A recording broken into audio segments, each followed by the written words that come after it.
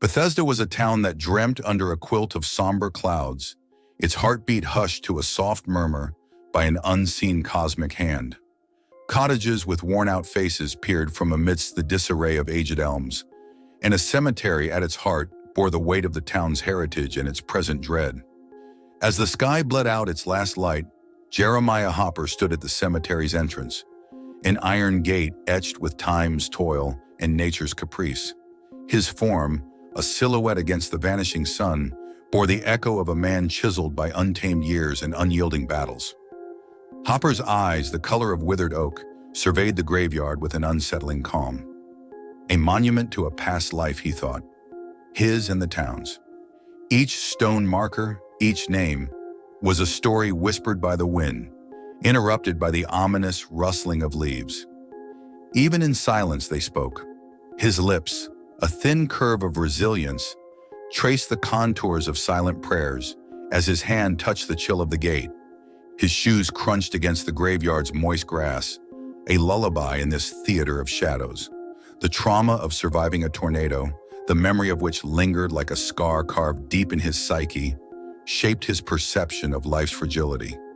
And in each vanished soul, he saw a reflection of his torment, being lost to an unfathomable force, drawn into oblivion. As he navigated the labyrinth of tombstones, he stumbled upon a cluster of cryptic symbols. They echoed an uncanny rhythm, a dissonance that made his heart throb. They seemed ancient, older than the town itself, maybe older than time. Back at the precinct, he shared his findings with Sergeant Mills, a man as hardy and weathered as himself. Mills, perched behind his desk overflowing with unsolved cases, looked up. He traced the photos of symbols with calloused fingers, their grooves deep like the furrows on his forehead. "These markings," he muttered, squinting his rheumy eyes. "I've never seen anything like them." Hopper nodded, leaning against the office's musty wall. "I thought the same, Mills. There's something very unsettling about them, as if they're alive." The air seemed to thicken, carrying an intangible weight, the burden of unknown dread. Mills's worn-out office, crammed with unfulfilled promises and unsung stories, seemed to shrink under the weight of this new mystery. Yet amidst the oppressive atmosphere, there was an undercurrent of anticipation. A game of shadows had begun. As he stepped into the cooling night, he felt the town's pulse in its hushed silence, in the whispering leaves and the spectral moon casting long shadows. His heart mirrored the rhythm, beating to the dance of the shadows. Bethesda's secret was not his to uncover. It was a dirge that would reveal itself, one haunting note at a time. Every town, Hopper believed, wore a mask. Under the deceptive tranquility of Bethesda, behind its aged veneer, lurked a secret, a dissonance that gnawed at the periphery of his senses. As the town retreated into the womb of darkness, he found himself navigating its sinuous streets, his mind echoing with the cryptic symbols. The signs were etched in the canvas of his thoughts, an enigma seemingly outside the reach of human understanding. His course led him to the town's water supply, a man-made brook on the outskirts, its flow a monotone against the silent night. Drawing a sample, he watched as the liquid twisted and coiled under the microscope back at the precinct. A foreign substance danced within the water, a compound that eluded the confines of known chemistry. Its strange properties suggested cognitive enhancement, a notion as intriguing as it was terrifying. In his pursuit of answers, Hopper crossed paths with Dr. Amelia Lang, the town's solitary pharmacist. An aura of aged wisdom encased her, an echo of a time when she was Bethesda's only beacon in the tempest of ailments. With her brows furrowed, she examined the compound. "It's unlike anything I've seen," she admitted, her voice a hushed whisper against the silence of her antique pharmacy. Night after night, under the cold indifference of the moon, Hopper patrolled the sleeping town, each unlit window a mirror to the oblivious lives within. An itch of anticipation tingled at the back of his mind, a sense of an impending revelation.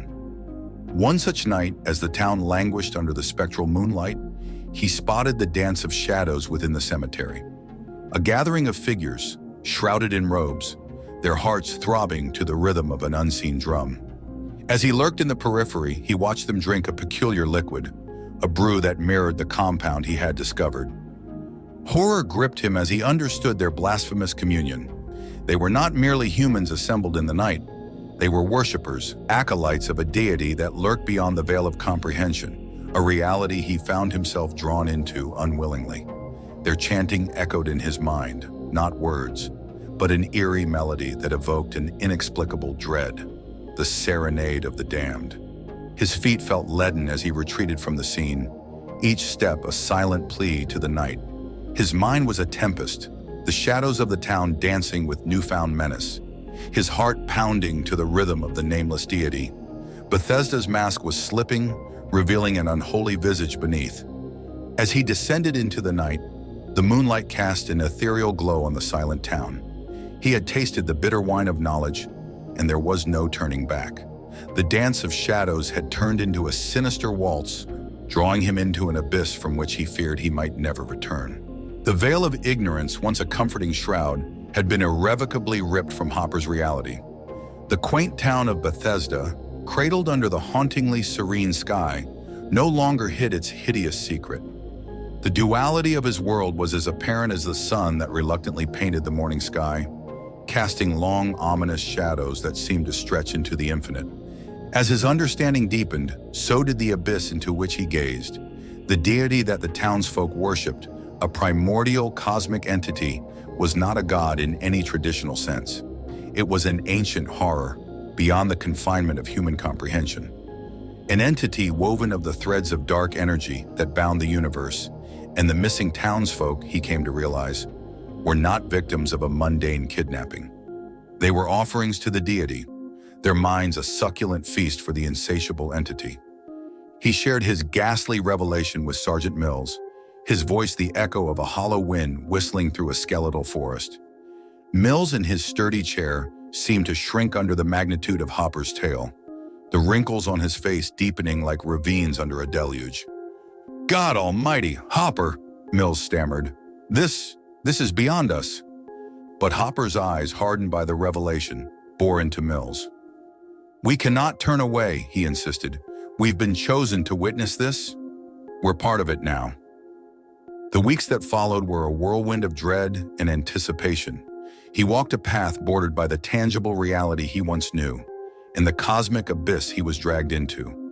He found himself seeking solace in Dr. Lang's presence, her quiet strength a lantern in his darkened path. "We are but insignificant specks in the cosmic dance," she mused one evening, her eyes reflecting the twinkling stars. Hopper merely nodded, his gaze lost in the cosmic sea above. He found a strange solace in her words, his insignificance a liberation from the shackles of fear. Yet the echoes of the deity, its whispers lost in the interstellar silence, haunted him. Each night, as he watched the robed figures dance to its rhythm, he saw the abyss stretch before him, a dread-ridden promise of things to come. Haunted by the visage of the deity, he nevertheless found a purpose amidst the terror. He had always been a protector, a guardian against the turbulent currents of life. Now he found himself standing against a cosmic tide, his spirit refusing to be swept away. In the heart of this maelstrom, the trauma of his past, the helpless fear in the face of the tornado, found a new embodiment. But he was no longer a mere survivor caught in the vortex of the unknown. He was the eye of the storm, a beacon of resistance against the cosmic chaos. The echo of the abyss was a dread-laden lullaby that no longer lulled him into fear, but into action. He had seen the dance of the shadows, heard the serenade of the damned. Now it was time for the abyss to gaze back at him.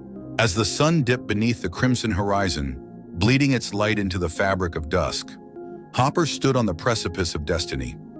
His reflection stared back at him from the tranquil surface of the town's water supply, the calm before the impending storm. It was not the face of the detective he once was, but the visage of a man sculpted by the relentless chisel of cosmic horror.